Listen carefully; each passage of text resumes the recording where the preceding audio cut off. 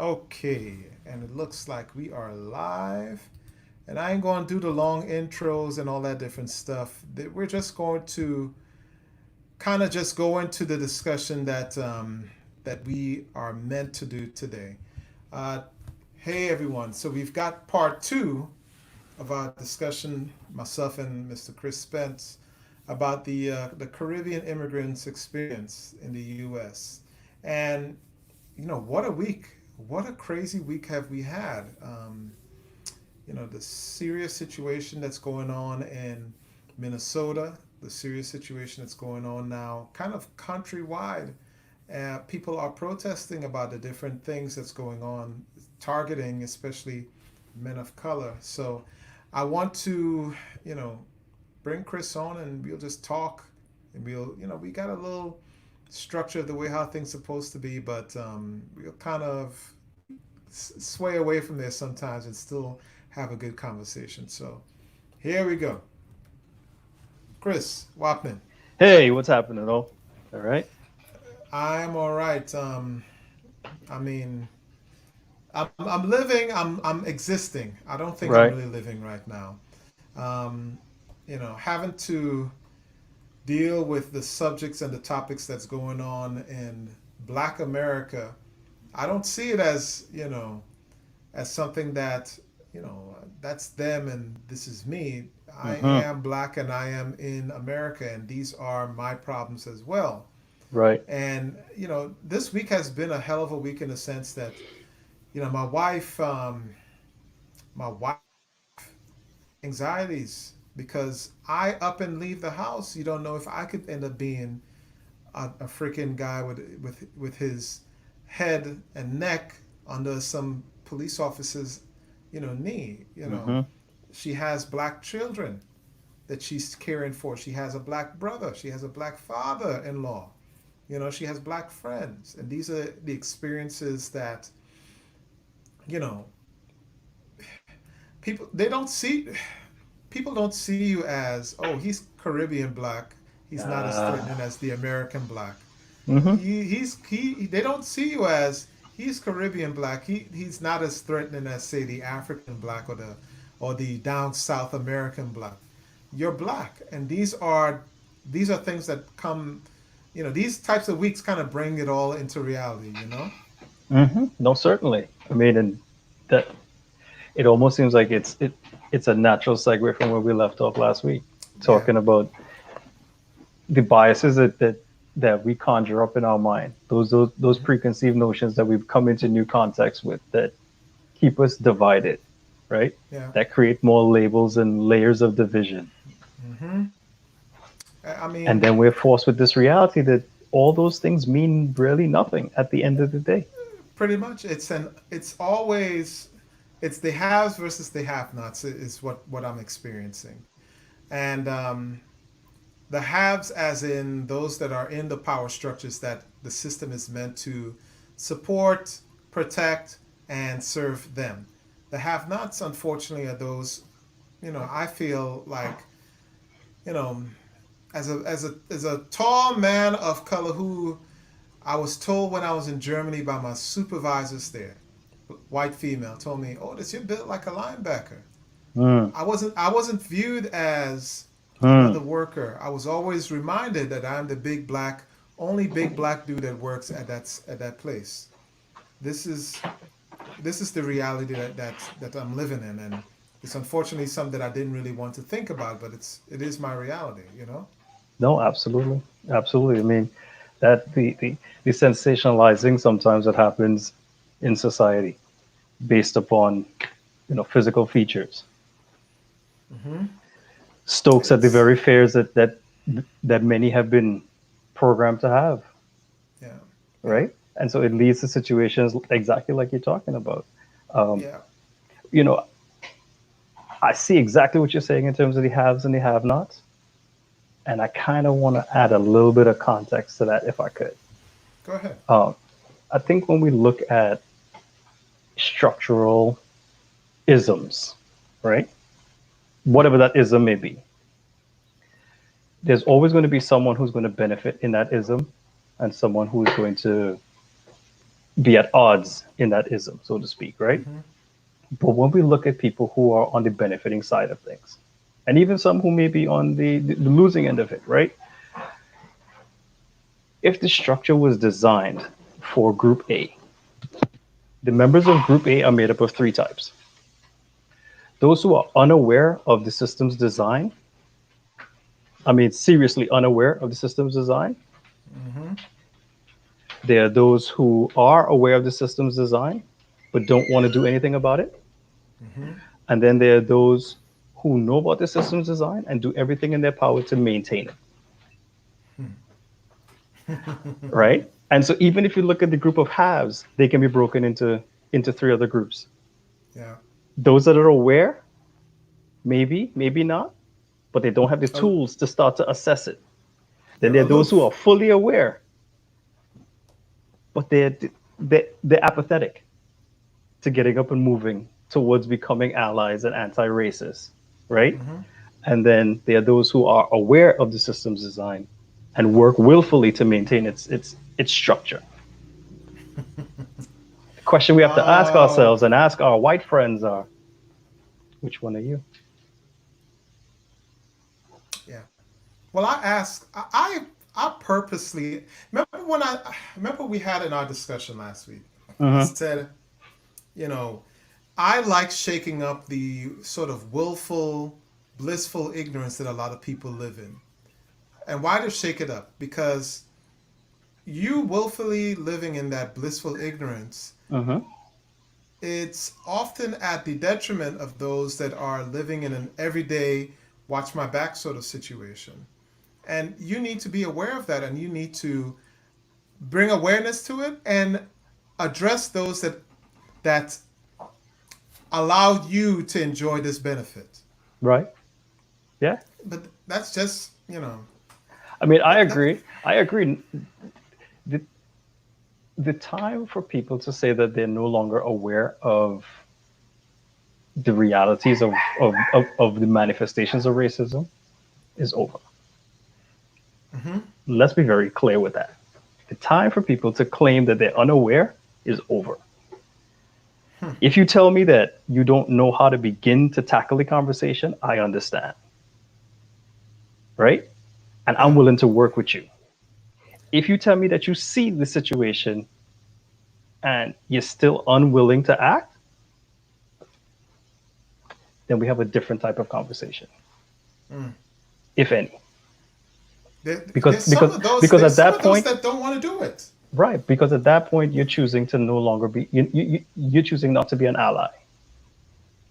And if you're not an ally, then your silence is consent, and your Mm-hmm. silence is support for the system and the structure that exists, right? And I think Yeah. sometimes people have a tough time understanding or processing the concept of privilege, right? Mm. Um, What is privilege? What do you mean? What is that privilege thing you're talking about? right. See, privilege is a dynamic. It's a dynamic concept, and it Mm-hmm. really depends on what's the context that you're talking about. So if we're going to talk about race, we're going to talk about race-based privilege. We have to look at the racial gradient that was created by some pseudoscientists in the 1600s, upon which every other structure has been built. Let's Mm-hmm. also be very clear about that, because what the adventurers, as we would like to call them euphemistically, who set west, what they brought with them was also their philosophies on how society was supposed to be, on different strata, right? So we really then have to take a look at that system that was built around that, and we have to work towards starting to deconstruct it. Mm-hmm. And so I want to find an ally who's willing to deconstruct that system along with me. Hmm. But that ally may be fearful of being ostracized or pushed out of that beneficial group. Hey, if I I know that understand. it's kind of like this. Hey, if I know that all I got to do is keep breathing and I get to walk in the land of milk and honey, Mm-hmm. I'm going to keep breathing, and that's it. I'm not going to do anything else. Some There we people go. don't want to put in that work. How do we overcome that inertia, right? I, You are I wish right. I wish I had the answer for you. And what I would say too is, in light of situations like this, particularly in years where we have political campaigns, I want us all to be very mindful of politicians who offer simple solutions to very complex problems, Mm-hmm. particularly if those politicians themselves have been lifetime politicians. Mm-hmm. Because here's what I challenge them on: if the solution is so simple, why haven't you already implemented it? Some So folks what you just don't want to do that. right, so what you're doing is you're capitalizing on a situation for political mileage, but you don't intend on really doing anything about it, Correct. you know? And so a conversation I had this afternoon, and I just kind of want to share a piece of it with you, is for every politician who's running for office right now and has a commentary in terms of a solution to getting America towards a post-racial society, Mm. I asked them, what is your record on actions you have taken so far towards that goal? Yeah. Because if you cannot show me that your track record has been preparing you for this lofty goal of solving this massive problem, then what you're selling me is lip service because you're unprepared to really address it, and you're never really going to ever be able to deliver on it. So Hmm. we have to be mindful of that as well. Can I ask? Because I saw an eye on your shirt. Uh huh. Can you show the viewers and them what your shirt say? Oh, yeah, sure. I wish I had. No, this was from back in the Eric Gardner situation. I wish I had the ability to make a revision on this. I would add still. Oh my goodness. Let's drive the conversation. Yeah. Mm-hmm. It's a conversation. It's a conversation that's needed. It's a conversation that a lot of people try to avoid. Hmm. The black struggle in America is the Caribbean man's struggle as well. The They Caribbean are man, the Caribbean intertwined. woman's a struggle. We Hmm. we are the only difference between us and the American black person, man or woman, is where our ancestors got dropped off during that ride. Is what I always hear. Yeah, no question. Hmm. And even if you look at it from a historical context, the post-colonial, or sorry, the liberation struggles Mm-hmm. through to the post-colonial to the through the colonial to the post-colonial periods throughout the Caribbean, the Americas, and this landmass that is North America Mm-hmm. have always been intertwined. There's always been a transpollination of ideas Yeah. from the Caribbean to America, to North America, sorry, and from North America to the Caribbean, Central America to the Caribbean, Caribbean to Mm. Central America, and vice versa. And so to divide the struggle according to geographic lines will be to minimize it and to minimize the magnitude of what has been accomplished if we look at the depraved reality that was slavery and Mm-hmm. that period of time in this region. And so if we divide it geographically, we're really minimizing the accomplishments that we've made, right? Yeah. And so today we sit in another axis of discomfort Mm-hmm. because what happened to Mr. Cooper in New York City is as much tied to what happened to Mr. Floyd in Minneapolis. Mm-hmm. But in the larger context, it's still tied to what's happening throughout the Caribbean, Mm-hmm. Central and South America. Ooh, especially Brazil. Oh my goodness. Let's look at it. Let's talk about it, Ooh, yeah. right? Yep. And so even if we take a look at at what Brazil's leadership's decisions are regarding the response to COVID and the threats thereof, you can see that there is inherent bias, both from the individuals themselves who will speak their own implicit bias, and then you Mm-hmm. see it in legislation, which is the explicit bias, right? And so then Mm-hmm. society then starts to mirror that. And so we have stokes, we have lines of division that continue to be stoked.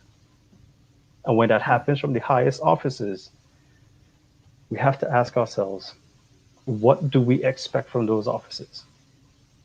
And are we getting what we expect from them? And if not, then we have the power to make change, Hmm. right? And Well, so, I'm sorry, go you're ahead. right. You are absolutely right. So go ahead, continue. I'm listening. So, and so when we talk about change, there are opportunities for short term, medium term, and long term action. And I want to stress the long term action because we didn't get to where we are today overnight. So we're not going to get out of where we are today tomorrow. We're not going to wake up and things are going to be better. There's no magic bullet for this. It's Mm-hmm. ugly and it's dirty and it's going to take work and it's going to take a lot of work. So we have to have that long term strategy. There's that coin phrase of how do you how do you not let it be a moment, but it turns it into a movement? It Mm-hmm. becomes a movement when we have an action plan, short, medium, and long term. And in the Gotcha. short term, a lot is happening. And if we could, let's put that on ice for a little bit and let's talk about medium term, right? Medium term, Before, we hold on, hold go on, ahead. hold on, hold on, hold on. Yes, sir. Before you jump into medium term, Mm-hmm. we have a comment that came in from your All better right. half. Uh-oh. She said, dealing with this isn't easy. It is difficult on both fronts, white and black, for different reasons. Before you know their personality. So I know and see some white people who are non-stop fighting and bringing this to light. Make no mistake that their privilege will not change, but they are fighting and making people see that it is okay to say loudly what is wrong is wrong. And that fight will make other white people feel. Hold on. Mm-hmm. I think it stopped, but we got Probably the like point that she was saying. like they should act. Yeah, Yes. yeah. Meaning those are the people who are allies in this struggle. And they are voluntarily choosing to take on the mantle and the responsibility. Mm-hmm. So, salute to them, 100%. No question. The, the amelioration of the black race globally has always had allies. Mm-hmm. You cannot point to any struggle that didn't have allies. We thank you. We appreciate you. We ask you to go recruit more for us. It's not just recruiting though. Mm-hmm. It's raising their children. Aha. It's knowing and honing that legacy of being an ally. It's Mm-hmm. implementing policy when they do come up the ranks and Aha. they do mesh with the power brokers of society. Right? It's all those things. It's not just bringing on more people for the team, but it's doing stuff while you're in the other. Absolutely. Absolutely. I agree with you wholeheartedly. Mm-hmm. And that's what I mean about the long term strategy, right? So if we look to the medium term, we have an opportunity through ballots to have our voices heard on the national, regional, and local levels. I know many people feel differently, and there's a range of emotions around voting. What I'll say to you is Mm-hmm. this: every aspect of your life civilly in your municipality is controlled or controllable or malleable by the people that you choose to send to your assembly, to your council, to your mayorships. So if you have no other interest, and I wish you didn't, but if you have no other interest in terms of voting, vote locally Mm-hmm. because that's where you'll be able to realize change most immediately. about the situation that you're most frustrated about, which is what you're confronted with.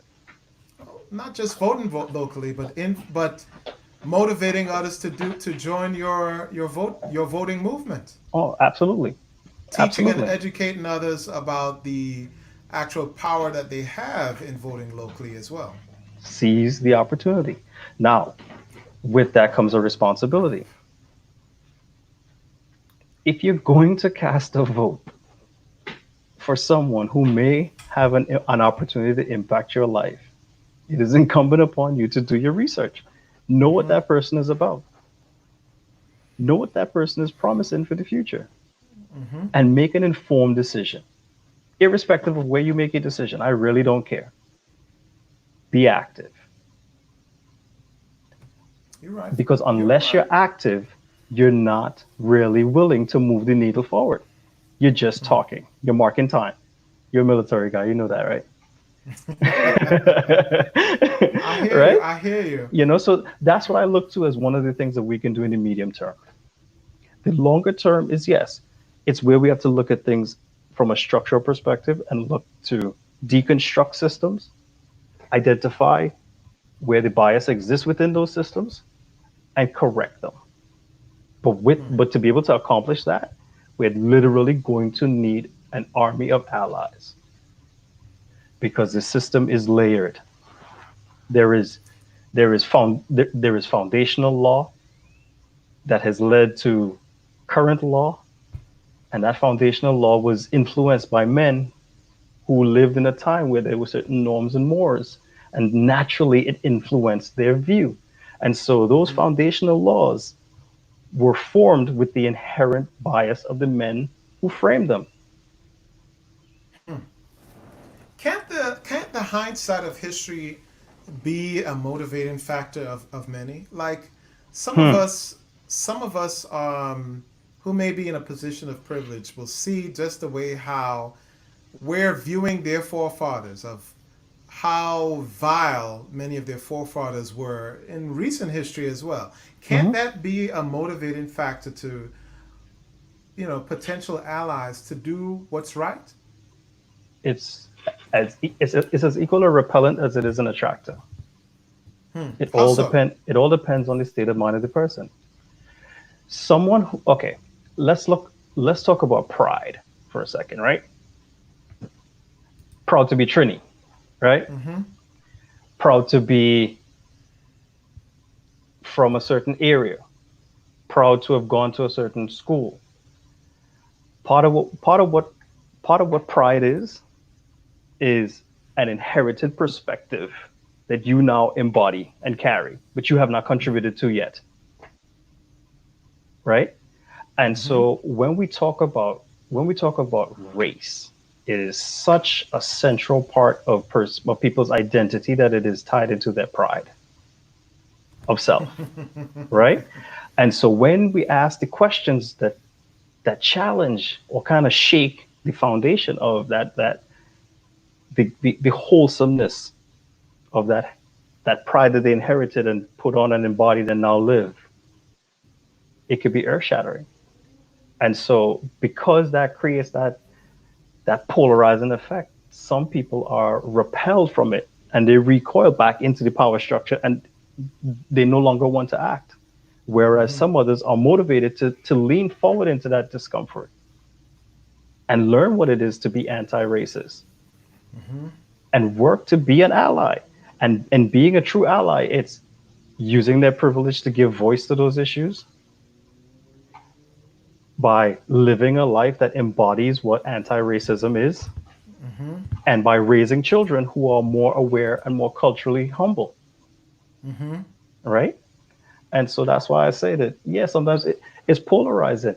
But if I could just kind of go back to something that we hinted on, sorry, last week when we first spoke, was something that I borrowed from Will Smith, fault and responsibility paradigm, Mm-hmm.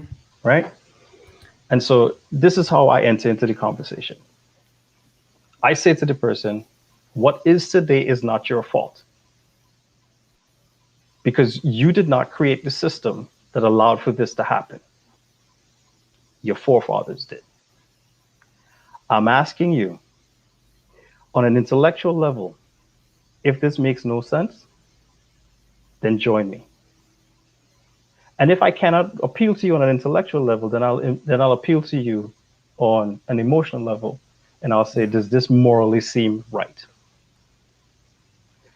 And Hmm. if you say no, then I ask you to join me. If you say no to both of those questions, then you choose to be willfully blind and you want to continue to maintain the power structure. Yeah. But if you say yes to either one of those questions, then I invite you to take on the responsibility to change the system. So it's not your fault. But if you can identify with it intellectually or emotionally, then I invite you to take the responsibility to do something about it. That's cognitive dissonance. Why Mm-hmm. should I? Why should I? You know, I didn't ask to be white. Why should I remove this benefit that's come my way that I didn't ask for? Why should I do that? It's gonna hurt for me socially. It's gonna hurt Mm-hmm. for me mentally. Why should I? Why should I give that wonderful societal advantage up? That's $1 million question. And that's a question that every person who has become white, who has become normalized to be white, has to ask themselves. So I Because mean, historically, good. historically, you weren't always white. You were German or English or Scottish or Polish or Russian or whatever. Your cultural identity was reduced to whiteness, and a system has been built to benefit whiteness. Yeah. And so then the question then becomes, what are you proud of? Hmm. Hmm. Well, And if so, I go ahead, if I'm as if you've devil's been advocate removed, response. if you've been removed for so far away from your German, Polish, Swedish ancestry, but you can't identify with whiteness, Mm-hmm. that's easy. That's easier for me to do. Ooh, I lost that sort of history, but it's easy for me to fall into this, larger group Mm-hmm. where we could all benefit from, where Okay. and I don't have to fight. I don't have to battle for benefits. I am good to go. So let me ask you then, what are you proud of in your whiteness? Hmm. That's a good answer that you could ask Stephen Miller. That's not a that's not something that you could Right. ask me personally. You But know, so I it get will what you're then saying. it will then start to prompt the questions that will push the argument forward, and it's going to be uncomfortable. And you have to Yes. acknowledge that the other person's uncomfortable as well. And if your goal is to really have this person do some introspective work, you have to be you have to protect that relationship that could be, and you have to move slowly. Yeah. You cannot bulldoze if you're trying to have a conversation with someone who's open to becoming an ally. Hmm. Now, you meet resistance, you deal with that. You deal with that the way you deal with it. Yeah. I got you. So let's circle back to the Caribbean immigrants experience. And Mm-hmm. this today's discussion is not really going to be as long as the last one for partly two reasons. Mm-hmm. I am literally fatigued, so I am kind of worn out. I've had a long day, so I'm not gonna stay too long. Right, That, right. and also I have some food downstairs that Ah, is it's tickling my nose like, oh, this, come on down and completely eat. understand, man. Completely So understand. I mean, so I've got a few things that we'd like to talk about, Mm-hmm. for like maybe the next 20 minutes or so, and we'll call that George. All right. I know you heard that saying before. Man, listen, about a hundred million times from my father. Hmm. And that's my dad's middle name, George. So he is God bless his soul. He is going to be my daddy is going to be 80 years old in 4 days. Okay. All right. Hey, Poor Jack. irony as well. George is my father's middle name. Hey. He ain't It's quite get to 80 yet, but he batting strong in that 70 mhm. something crease. It's it's a wonderful thing that we could think about those that form and structure who we are Oh, as no question, adult dads and everything like that. And man. Listen. let me bring up some of these comments that are coming in already. And we got one from Miss Marva Orr saying, "Hi, gentlemen. I am watching straight from Tobago, Miss Trinidad, where she Marva. is right now. How you doing, Miss Orr?" And we got one from Miss Danielle Marie. She brought this comment up, "Awakening the blindness," is Mm-hmm. when we were talking earlier. And then, of course, your better half said, Danielle is what a she said. Danielle's a colleague of mine, by the way, Okay, hi, Danielle. Hi, Danielle. Hi, Danielle. Your and better half said, and an sorry for the many ally. typos. It's Good, quite all right. It's quite all right, hun. It's passion. good, good. Very good. Very good. But let's talk a little bit about future state. Okay. Obviously, we are in, you know, we we're in our 30s or something like that. You're in your 40s, Yeah, right? Early 40s. yeah, I'm 40 something. Is yeah. All right, 40 something ish. I'll be there soon, right? God Hey, bless, right? come on over, man.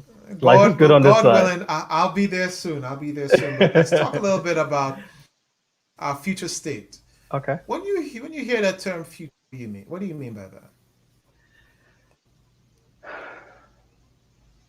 There's always tomorrow, or at least we always have to plan for tomorrow, right? It's never guaranteed to us, but we always have to plan for tomorrow. Mm-hmm. And so we have to ask ourselves, what did we do today that was undone that needs to be done tomorrow? In What do every you mean by that? in every dimension of our life, professionally, in our relationships with our loved ones, we have to ask ourselves, for example, if if you had on your list 4 things to do with your boys today, and you only Mm-hmm. got 2 of them done today, what would be your what would be your closing thought on today and your opening thought for tomorrow? Well, hard luck for today. We could go and we'll do that tomorrow. Right, we'll pick up these things tomorrow. So we're always planning for the next day. So whatever is undone for today. So when we look at where we are in terms of Caribbean immigrants entering into the American context, um, where we are on our own racial identity journeys, um, ultimately we have to ask ourselves, are we comfortable with where things are today? And if there are things that are undone, then what are we planning to do tomorrow? So that's the future state that we're always building for. Or at least that's what I always try to encourage is you're never going to change things overnight. So it has to be Mm-hmm. incremental. So you're always planning to try to get to a future state. And for me, a future state is a state where things aren't perfect, but we're willing to have the conversations about how do we make them equitable.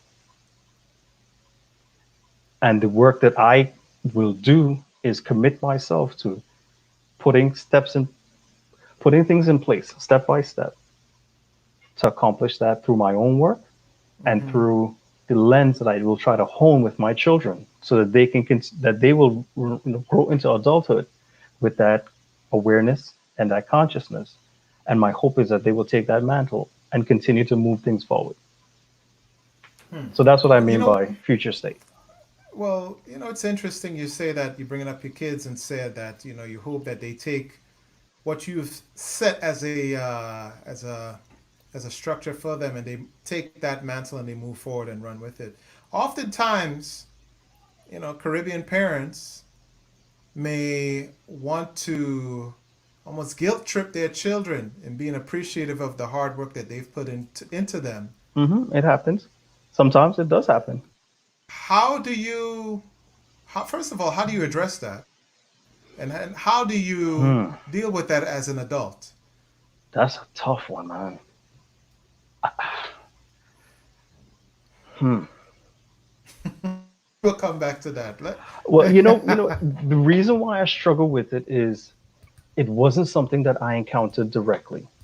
Hmm. Um, the conversations that I had with my parents around their sacrifices for my siblings and I to be able to get the opportunities that we got, um, always they always hedged on I did this because this is my job, and I want you to be able to just flourish. But I am aware of people who've had different narratives, who've had a narrative where the parents said, "This is what I sacrificed, and this is what you owe me," or Yeah. as a result of it, I should have influence in different dimensions of your life, your decisions, and so I don't feel adequately prepared to speak on that, Gotcha.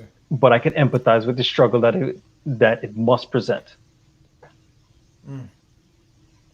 And I appreciate those words because that's something that hell I deal with it myself, and Okay. it's rationalizing around my own mentality. Like I don't want to be guilt tripped into doing what I naturally want to do for whomever, my family, Hmm. my mother, my father, whoever. Right. And I'm not going to do that to my kids. And that's something that I think a lot of Caribbean parents unfortunately deal with. You know. Especially if that Caribbean parent is raising now a Caribbean American child. Right. The terms of discipline and listening to your parents and following your parents' every word is very different in the U.S. as it is compared to the Caribbean. Parenting is different today than it Very much was so. Yeah. 20, 30, 40, 50 years ago. Mm-hmm. Society is in a different place. Um, and I don't think a parent ever stops caring, right? It may manifest in some ways that are unidentifiable, but I don't think a parent ever stops caring. Um, and I think that parents that are dedicated to that that long-term mission evolve their parenting style over time. Um, Heck, I could see with my parents. Um, we were raised firm but fair, firm. Um, but I understand now that we are in a time where that firmness manifests slightly differently, Mm. and we have a little bit more conversation than may have happened 25, 30 years ago. Mm-hmm. Doesn't make that wrong. It just makes that what was in that context.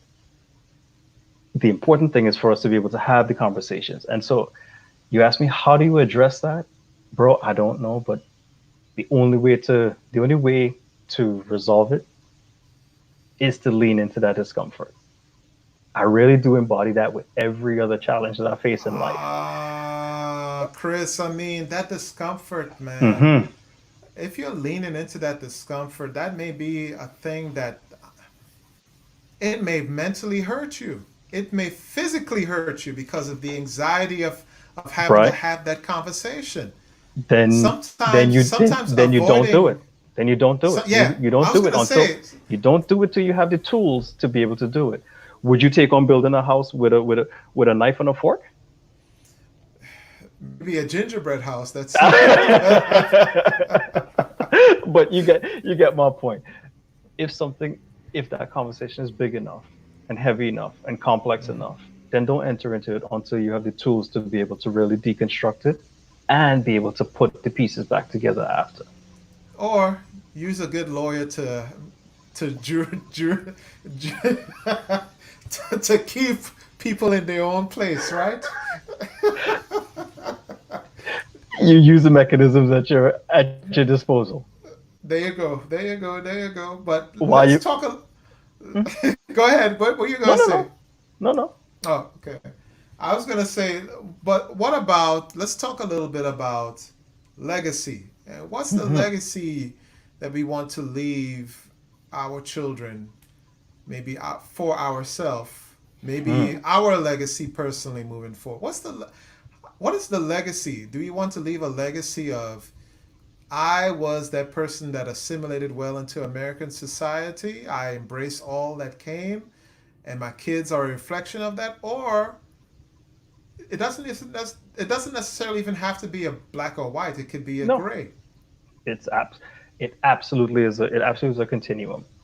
Mm-hmm. Um, I think that in life you have very little absolutes on either end of a spectrum. Very little pure white and very little, solid black. And there's a lot of gray in between. Um, So when you talk about legacy, I think it's going to be as multi as multi-layered as our personalities are, right? Mm-hmm. So for every interest that you have an aspiration. And if you see that similar interest in your child, you have that commonality. And so naturally there's going to be an expectation that she or he will surpass me in this particular realm, Mm-hmm. right? And so professionally, you always want your children to exceed what you have been able to accomplish. Yeah. Yeah. Um, Athletically, you want them to be able to rise to the highest of their own potential, Unless you're whatever that Michael is. Jordan. Hey, Unless you're MJ. What? My kids? yeah, They're better um, than me? No way. you know, my hope is that I would give them a solid moral compass that they would Mm-hmm. be able to navigate the world with, because the world is going to look different for them than it is for me today, as it was for our parents. Um, Yeah. and so the like the jobs that they're going to have don't even exist today. The Mm-hmm. reality, those the jobs that they're going to walk into 15, 20 years from now don't exist today. So how do we Mm-hmm. give them hard skills? No, we focus on giving them the soft skills to be able to be successful and and be good Yeah. people. Yeah. Give them a good sense of drive. Um, I use that term of being unapologetically ambitious, but Mm-hmm. I'm not a mean spirited person in the process. But I will always push myself to be better or acquire a new skill or do something differently. And I would want to give them that same sense of purpose. It's interesting. I tell my 11-year-old, no shortcuts, Omari. No Mm-hmm. shortcuts. Because when you're shortcutting, you know, that does take away the ambition of the hard work, right? I tell them, Mm-hmm. no shortcuts, boy. Just work hard, get what you want to do. Mm-hmm. You already have Absolutely. disadvantages, kind of thing going on with you, but you had to work hard to get where you're trying to go, boy. That's what I tell them. And that message that you are giving your son is a message that I can go back to my 11-year-old self and hear my father tell me, Mm-hmm. you're going to have to work twice as hard, but you're ready for this. But you cannot shortchange yourself. Nah. Work hard, the opportunity will come. And when it comes, seize it. Don't look back. Yeah. Yeah. You know what's funny? That's the man's message, and it's been consistent. Here's what's funny. Uh-huh. My wife talked today. She said something on her status about she is thankful that we have children, especially the 6-year old, that he Mm-hmm. doesn't say, like, tell a fib, and he doesn't use baby talk in a lot of things. And he is very assertive in his Mm-hmm. presentation, and he's assertive in the way how he talks. And that's a heck of a thing for a young little black boy to have, Yeah. identity wise. Yeah. Unfortunately, you know, hell, I'll even talk about myself.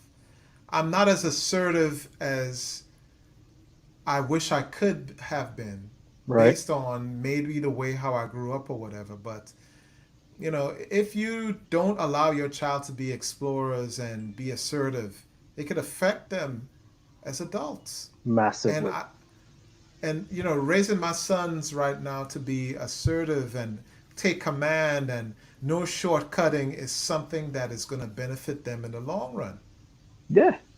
Yeah. I don't see anything wrong with that, man. Personally, I don't see anything wrong with that. You're not limiting them. You're giving them tools that will be transcendent. So irrespective of what you apply yourself to, Yeah. the standard. See, this is where standards are better than rules. Every rule needs another rule to validate it, but a standard can stand on itself. So if the standard is hard work and excellence, then irrespective of the endeavor, you bring that standard to it. But if you have rules around, you have to sit down and do your homework at 3 o'clock, and you have to sit like this, and you have to use a number two pencil, and you have another rule and another rule and another rule to create the standard that you're trying to inculcate. Take away the rules, develop the standard. I love that. That's that I like. Man, you just gave me some that is some that is some life lessons there that I never really thought of, but it's something that I'm probably going to run with because I like that. Create standards and not necessarily just rules. Yeah. Because rules are honestly rules are meant to be broken. Standards are things that I know moving Hmm. forward. You know, as a young boy coming up to be a teen, coming up to be a 20-year-old grown man, sort of thing. As a standard, I will not stand for anyone Uh-huh. disrespecting me. I will not stand for disrespecting myself and falling short with the expectations I have within myself. I will not There we stand go. for. There we go. And that's the code. We start to Mm-hmm. develop that code. And so as we move this conversation of race forward, we ask our allies to now inculcate, to live that code and inculcate that code in their children Yeah. so that we can have intergenerational wealth in terms of race equity. Mm. And we'll get to critical mass. And this thing is going to change, but we have to continue to move the conversation forward, devoid of all the divisions, devoid of all the labels, devoid of all the bias. Be critical and ask yourself.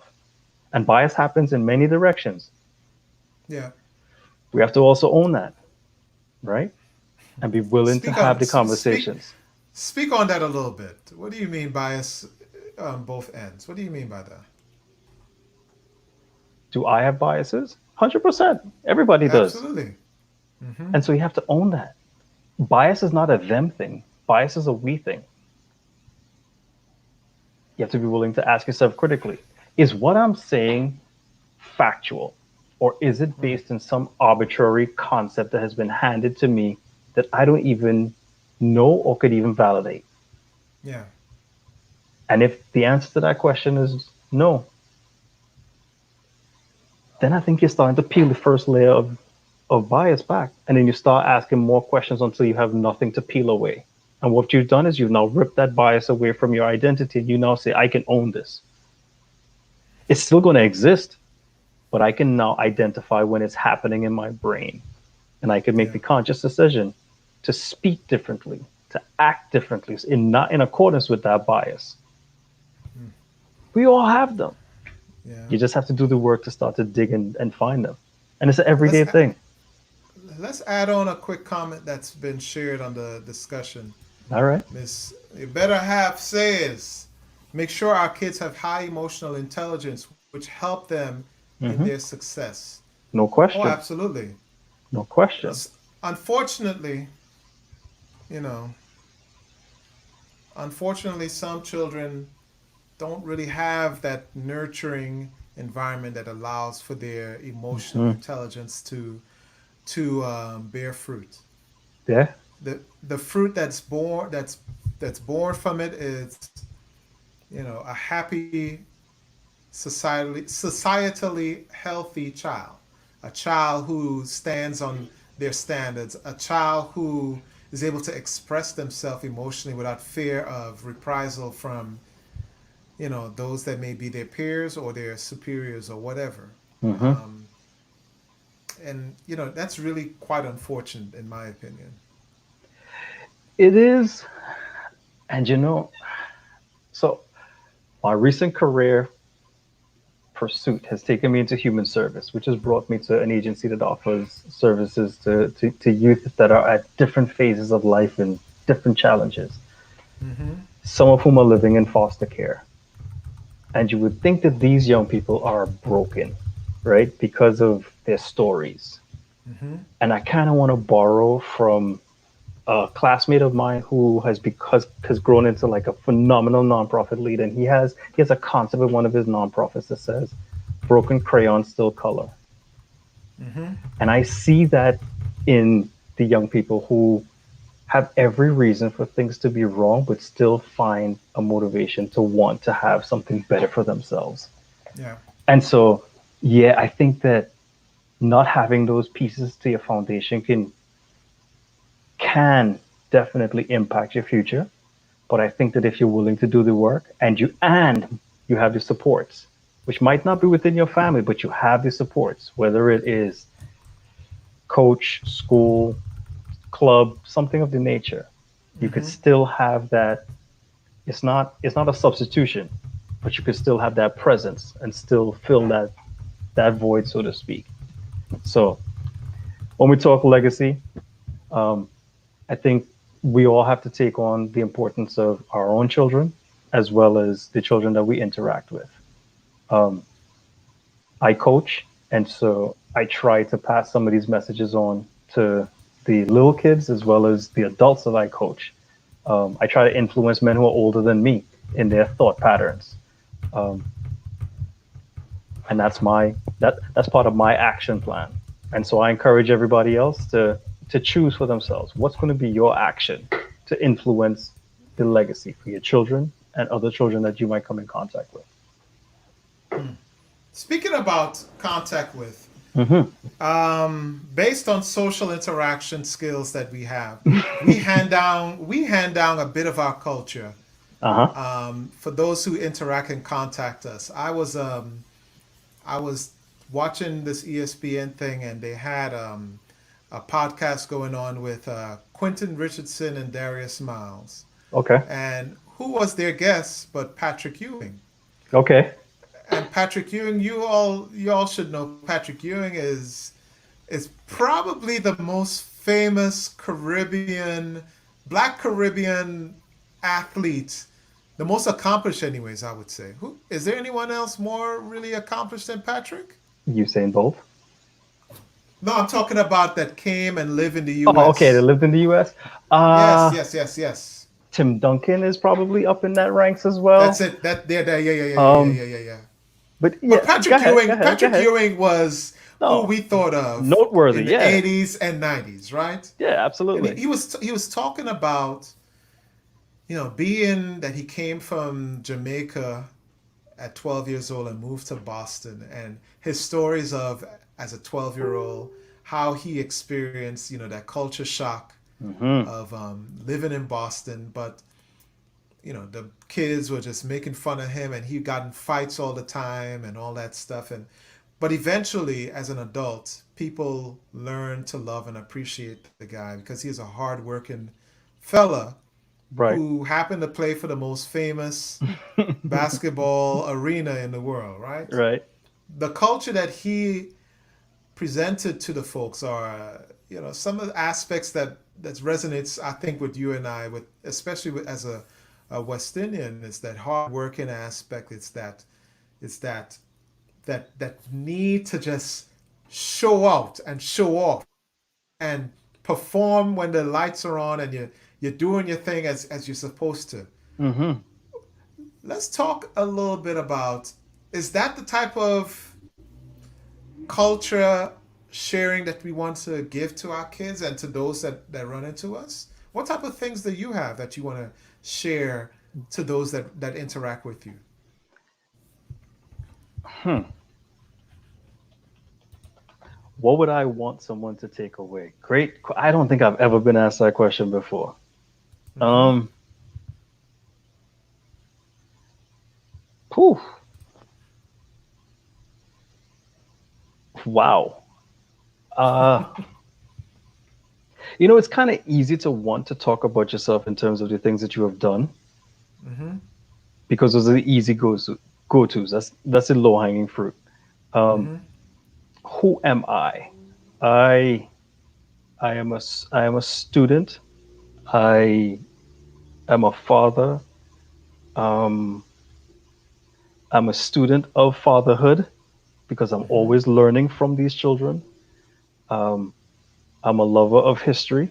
Never thought that because I struggled through it in high school. Um, Mm-hmm. I'm passionate about social justice. I'm unapologetically pro black, which does not mean I'm anti anyone. I'm just always Mm-hmm. pro me. Um,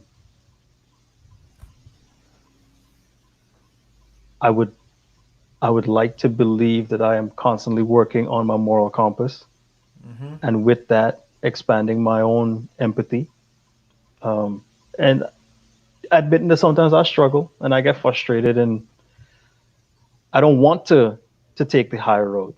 I don't want to try to grow. I just want to just react. And Um, stamp out that situation when it happens. yeah, yeah, and sometimes those situations need to be handled that way. Mm-hmm. And what I'm learning to do is to discern the difference between how I would handle it, how someone else would handle it, and where the boundaries of my opinions on how that person handles their own situation exist. Hmm. I think I think you just kind of I think you hit exactly all the points that I welcome and I appreciate. Chris, this two-part series that we've had Hmm. over the past 2 weeks now is something that I appreciate, and it's something that I really you know, it's something I'm gonna look back on. Like, hey, I actually had this discussion with Mr. Spence.